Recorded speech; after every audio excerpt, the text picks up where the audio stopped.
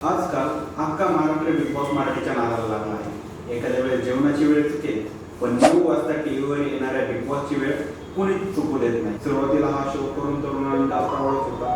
आता लहान मुलांपासून ते वयस्कर व्यक्तींनाही काल बिग बॉस मध्ये काय झालं याची चर्चा करताना दिसत आहे. यंदाचं बिग बॉस सूरज चव्हाणमुळे गाजलं असं म्हणलं जात आहे. पण ज्याप्रमाणे नाण्याच्या 2 बाजू असतात, तशी शो प्रसिद्ध होण्यासाठी सुद्धा 2 बाजू असतात. आता big boss super hit show ठरण्याची दुसरी बाजू म्हणायचं झालं तर निक्की तांबोळी या बाई हा काय प्रकार म्हणत बिग बॉसच्या घरातील इतर सदस्यांना काम फोडला.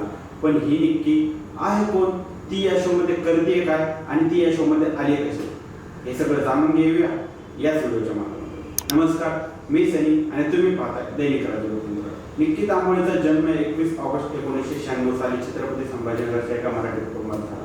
निक्कीला सुरुवातीपासूनच मॉडेलिंग आणि बॉलिवूडमध्ये जास्त इंटरेस्ट होता. त्यामुळे तिने आपल्या सुरुवातीच्या काळात मॉडेलिंगला प्राधान्य दिलं. मॉडेलिंग चालू असताना निक्की ऍक्टिंग शिकण्यासाठी मुंबईमध्ये आली. ऍक्टिंग शिकत असताना 2019 मध्ये तिला साऊथच्या एका चित्रपटात काम करायची संधी मिळाली.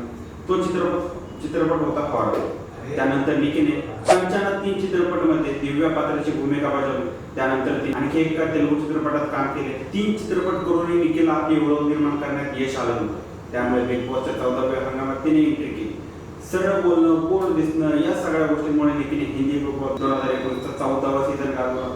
निक्की टॉप 3 मध्ये आली. बिग बॉस नंतर निक्कीची प्रसिद्धी वाढली. 2019 मध्ये तिने फेअर फॅक्टर आणि खतरों के खिलाडी या रिएलिटी शो मध्ये भाग घेतला आणि तिथेही तिने आपली छाप सोडली. निक्कीच्या आयुष्यात कोविड काळात दुःखद प्रसंग आला.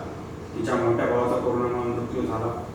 त्यामुळे निक्की संपूर्ण खचून गेली. या दुःखद प्रसंगानंतर निक्की अनेक म्युझिक व्हिडिओ आणि शो मध्ये दिसली. साऊथ, बॉलिवूड अनेक ठिकाणी फिरून आल्यावर निक्कीला जी ओळख निर्माण करायची होती ती मिळाली या महाराष्ट्राच्या मागे. मराठी बिग बॉसच्या 5व्या हंगामात निक्कीची एंट्री झाली आणि बाई हा काय प्रकार, निक्कीचा हा डायलॉग केवळ शो पुरता नाही तर संपूर्ण महाराष्ट्रात गाजला. निक्कीबद्दल तुमची मतं काय आहेत? यंदाच्या मराठी बिग बॉसच्या ट्रॉफीवर निक्की आपलं नाव कोरेल का? तुम्हाला काय वाटतं? तुमची मते आम्हाला कमेंट करून नक्की कळवा आणि दैनिक राज्य लोकतंत्रवर नवीन असाल तर चॅनलला सबस्क्राईब करायला विसरू नका. धन्यवाद.